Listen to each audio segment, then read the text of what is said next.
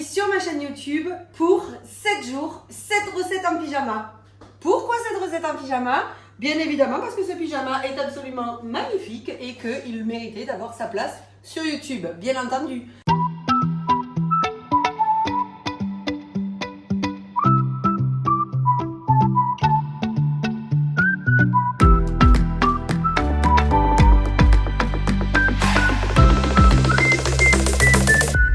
Donc on va faire ensemble cette recette pour émerveiller votre famille pendant les fêtes et on commence tout de suite avec le digestif. Pour cette recette, rien de plus simple. Il vous faut des oranges,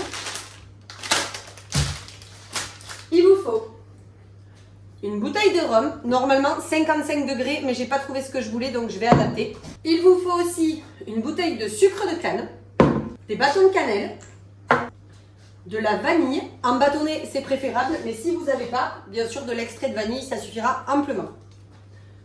Est-ce que vous avez deviné ce qu'on va faire? Ensemble, on va faire un shroub. Qu'est-ce qu'est le shroub? Le shroub, c'est le rhum arrangé de Noël, en fait, des Caribéens.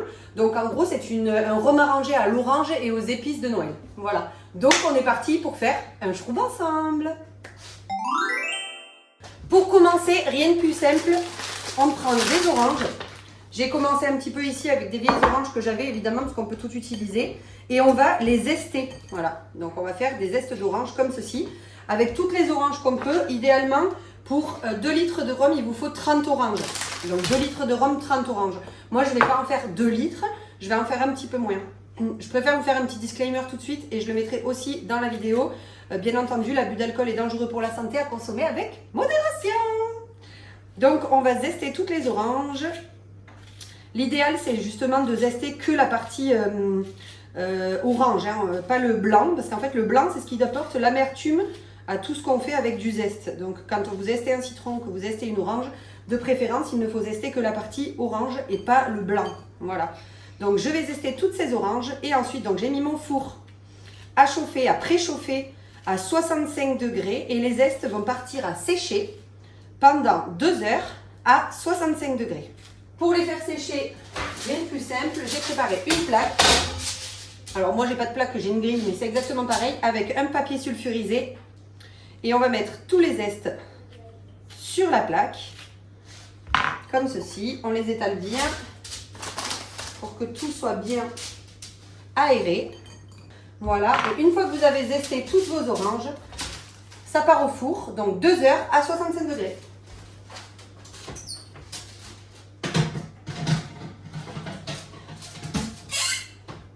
Pendant que vos zestes d'agrumes sont asséchés, on va s'attaquer au macérat.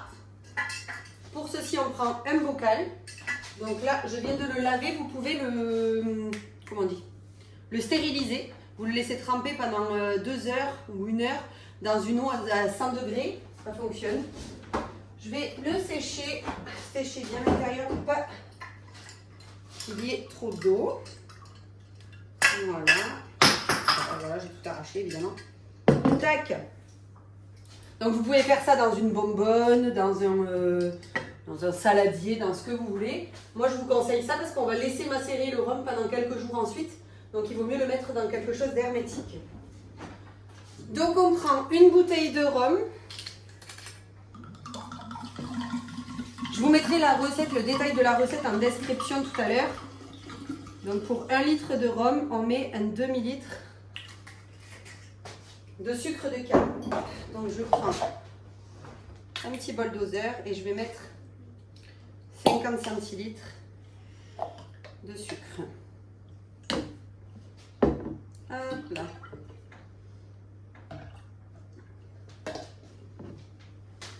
Une fois que vous avez mis le rhum et le sucre, rien de plus simple, on prend des bâtonnets de cannelle. Bon, si vous avez des bâtonnets de cannelle qui viennent de pays où il y a de la cannelle, c'est encore mieux. Donc on met 3 bâtonnets de cannelle pour 1 litre. J'y arrive. Hop là. Donc ensuite on prend des gousses de vanille. Alors moi c'est des gousses de vanille qui viennent de la Martinique et de la Guadeloupe ou de l'île Maurice peut-être, je sais plus. Bref. En fait on les met dans un pot avec du sucre. Comme ça déjà ça fait du sucre vanillé.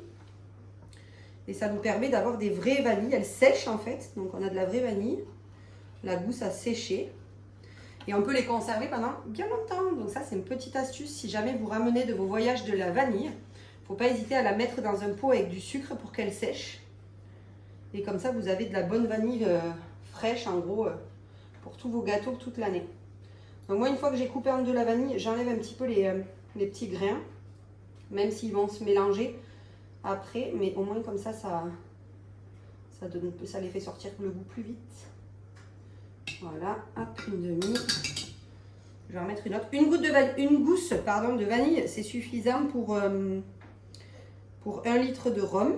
Si vous mettez plus de rhum, évidemment, mettez plus de vanille, 2 litres de gousse, etc., etc. Si vous mettez de l'extrait, je ne sais pas vous dire exactement, mais si vous aimez la vanille, il ne faut pas hésiter à en mettre. La vanille, c'est hyper bon. C'est pas ça ne va pas gâcher votre rhum dans tous les cas. Là, une fois que tout est mis dans le pot, vous pouvez commencer déjà à remuer un petit peu.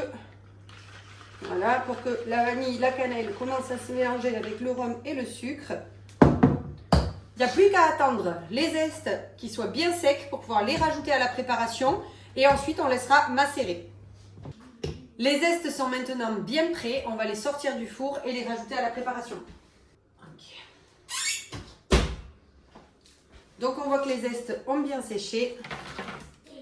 Il n'y a plus qu'à les rajouter dans le rhum et dans le macérat qu'on a fait.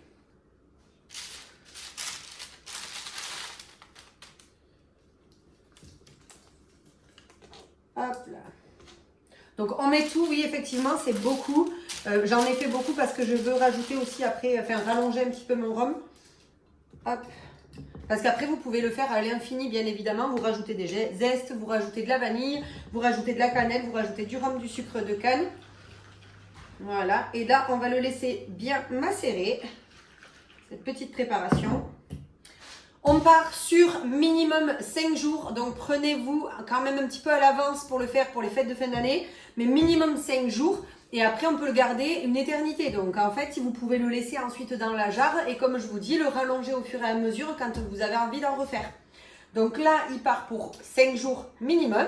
Et après ça, on pourra le transvaser dans une bouteille en gardant bien évidemment les zestes et tout ça pour en refaire par-dessus. Voilà.